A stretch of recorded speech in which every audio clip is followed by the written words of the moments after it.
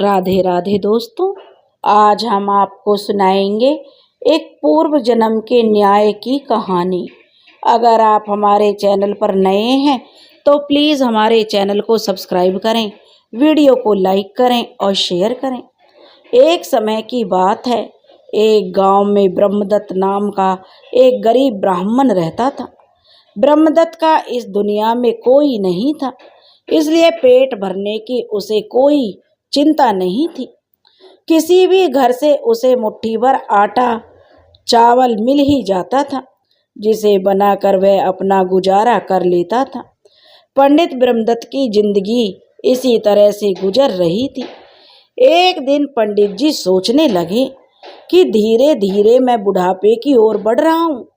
अभी तो मैं लोगों के घर जाकर पूजा पाठ करके अपना पेट भर लेता हूँ, लेकिन जब मैं बूढ़ा हो जाऊंगा तब इस दुनिया में मेरा कोई नहीं है तो मेरा ख्याल कौन रखेगा?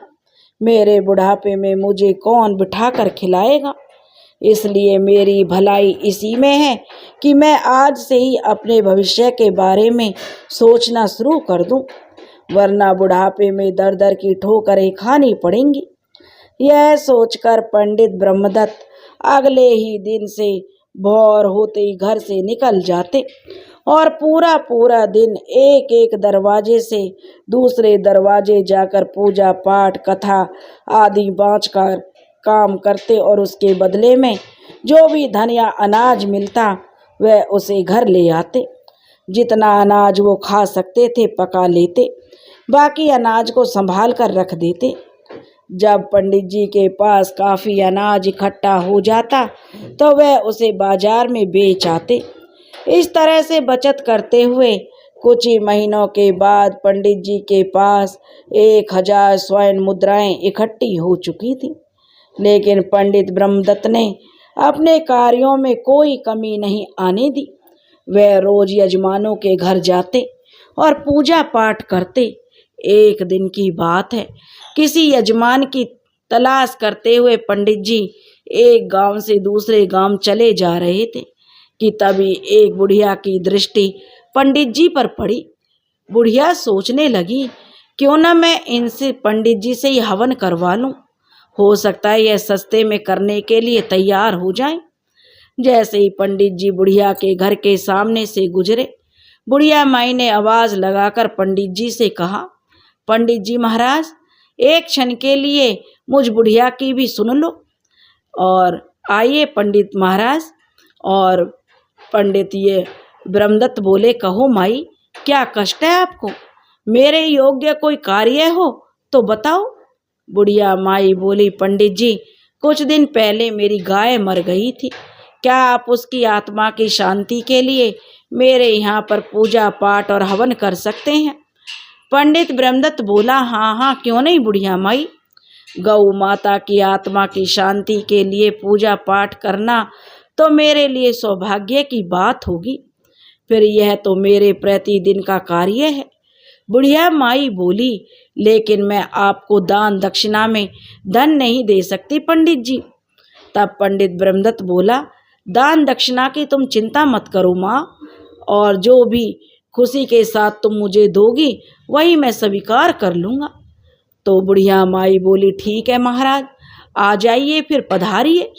यह शुभ कार्य आज ही कर दीजिए तो अच्छा होगा। मैं अभी पूजा पाठ और हवन के लिए आवश्यक वस्तुओं का प्रबंध कर देती हूँ। यह कहकर बुढ़िया माई ने शीघ्र ही सारा प्रबंध कर दिया। शाम तक जब सारा काम पूरा हो गया तब पंडित ब्रह्मदत्त ने अपना झोला संभाला और कहा, बुढ़िया माई, गौ माता की आत्मा की शांति के लिए तुमने जो कुछ भी किया उससे ईश्वर और गाय माता दोनों ही तुमसे प्रसन्न होंगे, तुम्हारा भला करेंगे। अब मैं अपने घर को वापस चलता हूँ, इसलिए तुम्हें श्रद्धा पूर्वक जो भी दान दक्षिणा देनी है वह दे दो। बुढ़िया माई बोली, अवश्य महाराज, कृपया करके बाहर चलिए। झोपड़ी के बाहर आकर बुढ़िया माई ने एक बछड़े को अपने साथ ले आई और पंडित जी की ओर इशारा करते हुए बोली, लीजिए पंडित जी, दक्षिणा में इस बछड़े को ले जाइए महाराज। जिस गौ माता की आत्मा की शांति के लिए आपने जो इतना कुछ किया है, यह उसी गौ माता का बछड़ा है। इसको जन्म देने के साथ ही वह गाय मर गई थी। ब्रह्मदत्त बोला, ओह, लेकिन मैं इस बछड़े का क्या करूँगा माई? पंडित जी, बुढ़िया माई बोली, आप इसे पालिए पोसिए, बड़ा होकर एक दिन यह आपके अवश्य ही काम आएगा। इसके सिवाय आपको दक्षिणा में देने के लिए मेरे पास कुछ नहीं है, और इसके खाने पीने का बोझ उठाना भी मेरे बस से बाहर की बात है। मैं बुढ़िया स्वयं अपना गुजारा नहीं कर सकती, अपना पेट नहीं भर सकती, तो इसका पेट कहाँ से भरूं? पंडित जी, मुझ गरीब की अवस्था पर दया कीजिए और कृपया करके दक्षिणा में इसे ग्रहण कर लीजिए। बुढ़िया माई की बात सुनकर पंडित जी सोच में पड़ गए। क्यों ना मैं इसे ग्रहण ही कर लूं, मैं अकेला ही रहता हूँ, यह बछड़ा साथ में रहेगा तो इसकी देखरेख करने में मेरा मन लगा रहेगा। यजमान से थोड़ा बहुत घास फूस इसके लिए भी मांग लिया करूँगा। फिर वैसे भी मिली हुई चीज को हाथ से नहीं जाने देना चाहिए। बुढ़िया माई के पास इसके अलावा और कुछ है भी नहीं। और पंडित जी बोले, बुढ़िया माई, तुम श्रद्धा पूर्वक मुझे दक्षिणा में यह बछड़ा दे रही हो तो मैं इसे स्वीकार करता हूँ। लाओ माई, इसकी रस्सी मुझे दे दो, ईश्वर आपका भला करे। पंडित जी, बुढ़िया माई बोली, यह लीजिए इसकी रस्सी। और इस तरह से पंडित ब्रह्मदत्त उस बछड़े को लेकर के अपने घर की ओर चल दिया।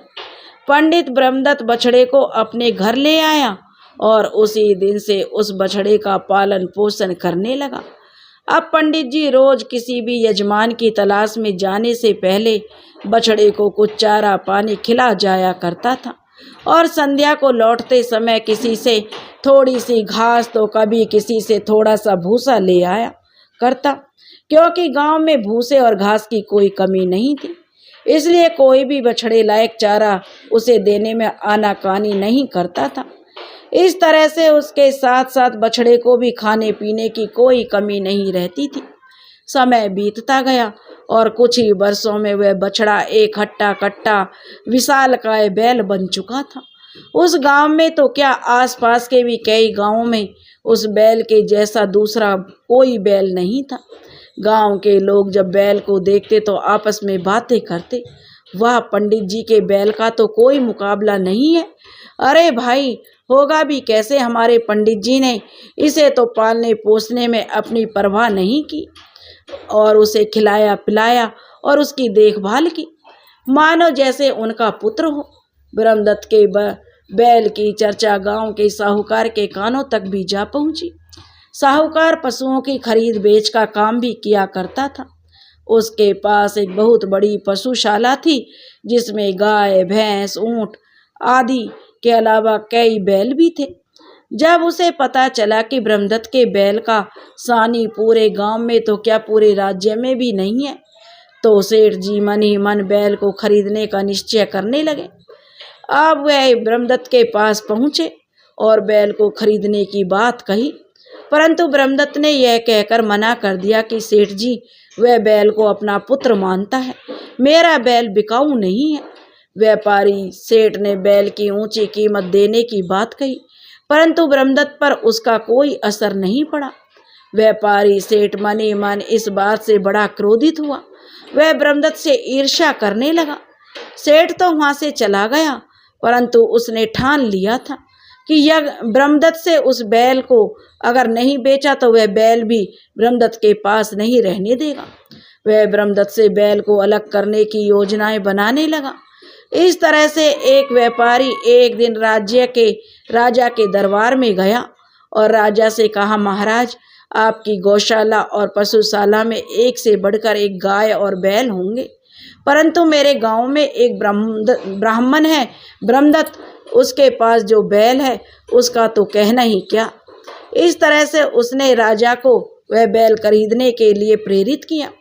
व्यापारी जानता था कि ब्राह्मण ब्रह्मदत्त राजा को मना नहीं कर सकेगा, इसलिए सेठ की बातों से प्रभावित होकर राजा ने ब्रह्मदत्त को दरबार में बुलवाया और उसका बैल खरीदने की बात कही, परंतु ब्राह्मण ब्रह्मदत्त ने किसी भी कीमत पर बैल बेचने से मना कर दिया।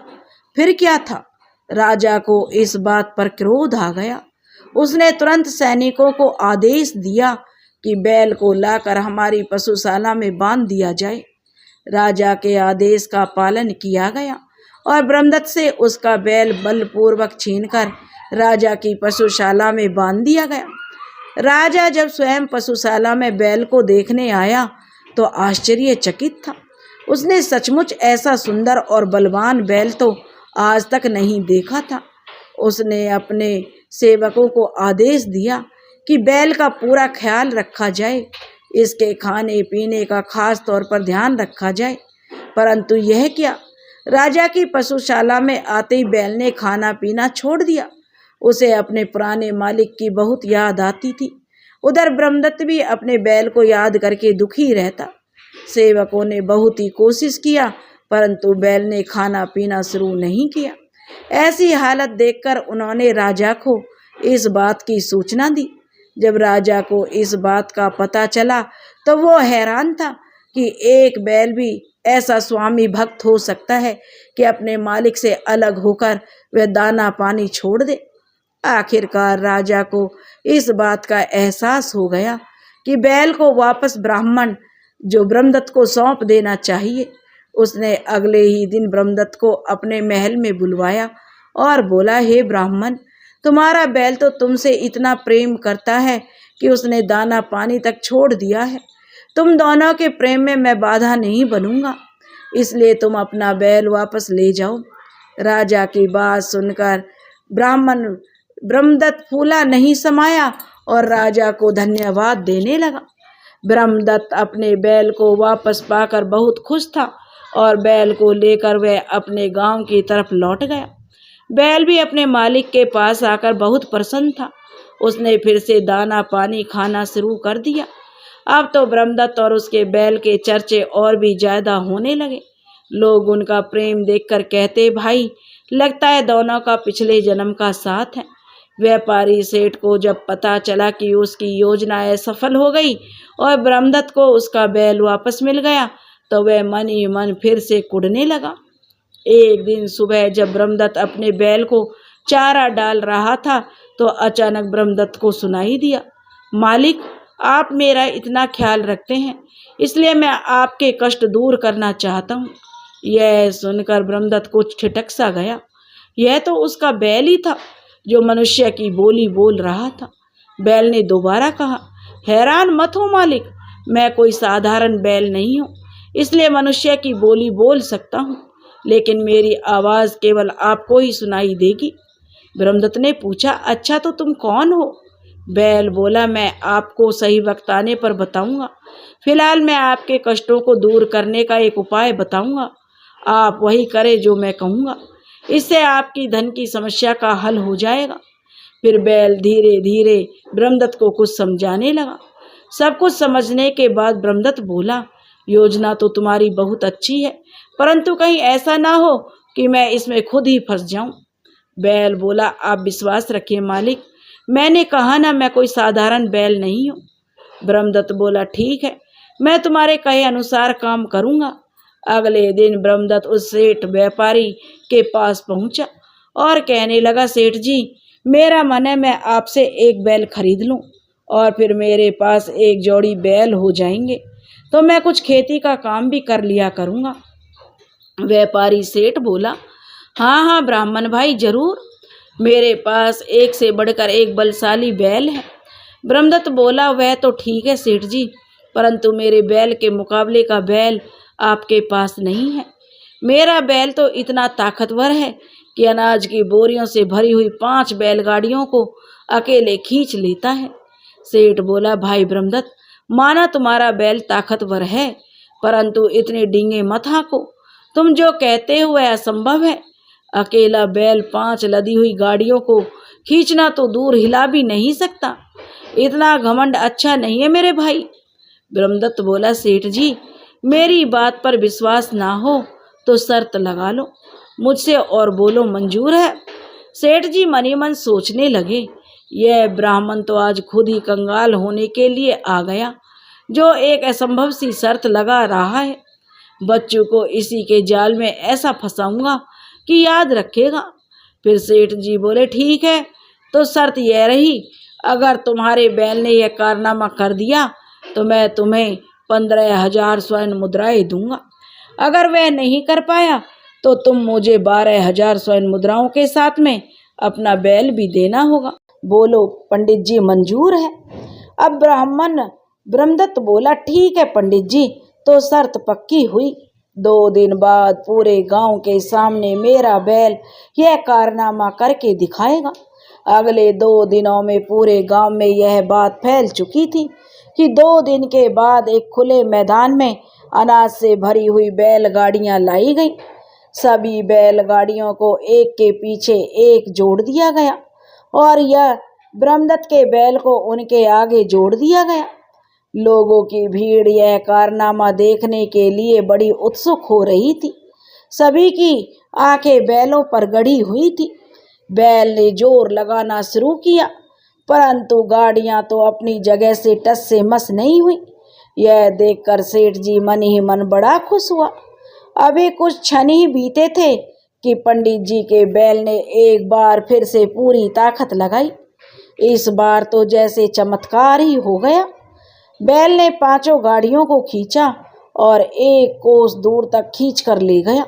यह देखकर लोगों ने दांतों तले उंगलियां दबा ली। सभी बैल की ताकत की वाहवाही करने लगे। सभी के सामने सेठ ने बड़े ही दुखी मन से 15,000 स्वर्ण मुद्राएं ब्रह्मदत्त को दे दी। स्वर्ण मुद्राओं की थैली लेकर ब्रह्मदत्त अपने घर आ गया, परंतु मन ही मन उधर सेठ को बड़ा क्रोध आ रहा था। उसी रात को सेठ ने एक योजना बनाई और अपने कुछ लठैतों को लेकर ब्रह्मदत्त के आंगन में आ धमका और वे लोग डंडों से उस बैल को पीटने लगे। शोर शराबा सुनकर ब्रह्मदत्त जब बाहर आया तो देखा कि सब के सब लठैत और सेठ जी जमीन पर जख्मी पड़े हुए थे। ब्रह्मदत्त समझ गया कि उसके बैल ने इन सबको अच्छा सबक सिखा दिया है और अपने सींगों से मार मार कर उनका कचूमर निकाल दिया है। वे लोग गिरते पड़ते वहां से भाग खड़े हुए। ब्रह्मदत्त ने प्यार से अपने बैल के सिर पर हाथ फेरा और बोला, बेटा, आज तुम मुझे सच सच बताओ कि तुम कौन हो? बैल ने कहा, मालिक, मैं आज आपको सारी बात सच सच बताता हूँ, आप ध्यान से सुनिए। पिछले जन्म में मैं एक पंडित था और भगवान शिव का परम भक्त था, परंतु तब मुझसे ऐसा अपराध हो गया जिसकी वजह से मुझे इस जन्म में बैल का शरीर मिला है। मालिक, मैं पंडिताई करके अपना जीवन व्यतीत करता था। मुझे एक दिन एक गाय दान के रूप में मिली और गाय के साथ उसका बछड़ा भी था। मैंने गाय को बड़े ही चाव से पाला और उसका दूध मेरे परिवार का पोषण करता था, परंतु मेरा रवैया उस बछड़े के प्रति बिल्कुल भी अच्छा नहीं था। मैं उसके बछड़े को गाय का दूध बहुत ही कम पीने देता था और सारा का सारा दूध निकालकर अपने बच्चों को पिला देता था, जिसका परिणाम यह हुआ कि वह बछड़ा बहुत ही कमज़ोर हो गया और बीमार रहने लगा। एक दिन उस बेचारे बछड़े की मृत्यु हो गई और मैंने मरे हुए बछड़े को खेत में गाड़ दिया, परंतु बछड़े के मरते ही गाय ने भी उसके दुख में दाना पानी जो छोड़ दिया और कुछ ही दिनों में गाय की भी मृत्यु हो गई और इन दोनों के निर्दोष जानवरों की मृत्यु का पाप मेरे सिर चढ़ गया, जिसका परिणाम यह हुआ मुझे इस जन्म में एक बछड़े का रूप लेना पड़ा। और आगे की कहानी तो मालिक आप जानते ही हो। मैं आपके पास पहुंच गया और अपने पापों का प्रायश्चित मैं इसी तरह से कर सकता हूं। आप जैसे दयावान और परोपकारी ब्राह्मण की सेवा और सहायता करो, क्योंकि आपने बिना किसी स्वार्थ के मुझे पाला पोसा और एक पुत्र की भांति प्यार किया। शायद वह महापाप करने से पहले मैंने कुछ पुण्य कर्म किए होंगे, जिसके कारण मैं अपने पिछले जन्म के बारे में जानता हूँ और मनुष्यों की बोली बोल सकता हूँ। और यह भगवान शिव की भक्ति का ही परिणाम है कि मैं इतना शक्तिशाली बन गया हूँ। इस जन्म में मैं आपकी सेवा करके अपने पापों से मुक्त हो जाऊंगा। सारी बात जानकर ब्रह्मदत्त की आंखों में आंसू आ गए। इस घटना के बाद व्यापारी सेठ ने दोबारा कभी ब्रह्मदत्त को परेशान करने की हिम्मत नहीं की। ब्रह्मदत्त और उसका प्यारा बैल पिता और पुत्र की भांति प्यार से जीवन बिताने लगे। दोस्तों, आपको यह कहानी कैसी लगी?